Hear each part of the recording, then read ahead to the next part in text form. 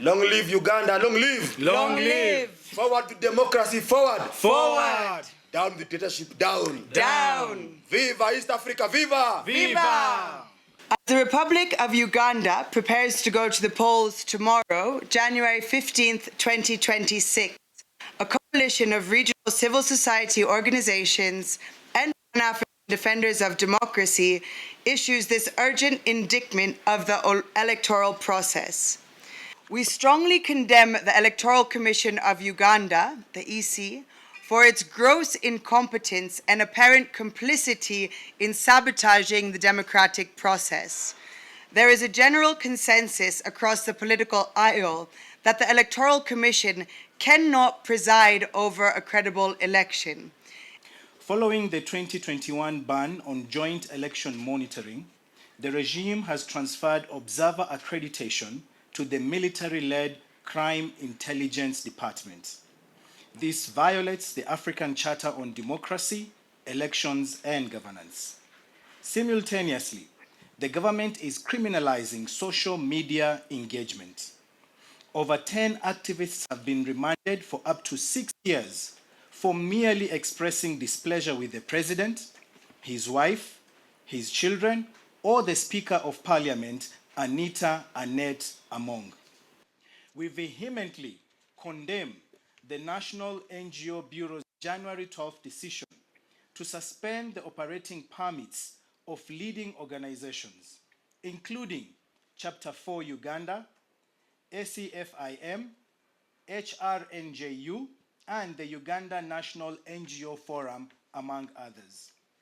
The government has also banned the media from broadcasting protests or announcing results. Over 10 journalists have been brutalized and media houses intimidated with closure. Outlets have been banned from covering the president or parliament for objective reporting on the speaker and her husband. Furthermore, we call out the regime for the nationwide internet shutdown initiated yesterday, January 13th at 6 p.m.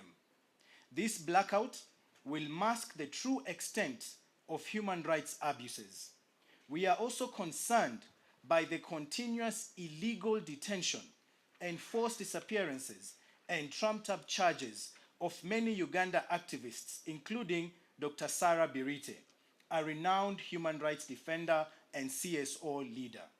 The security forces have systematically brutalized opposition candidates. The military and the police clobbered the leading opposition candidate with canes in Gulu and watched as goons pelted him with stones in Kiru. Security has used live ammunition on peaceful citizens, killing at least 10 so far, and unleashed dogs on supporters.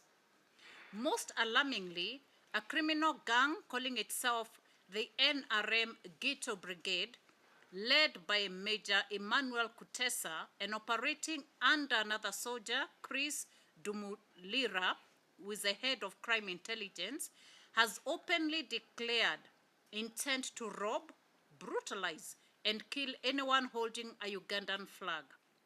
We call upon the international community, the East African community, and all democratic nations to 1. Refuse recognition, prepare to reject any fraudulent results produced by this compromised and violent electoral process. 2.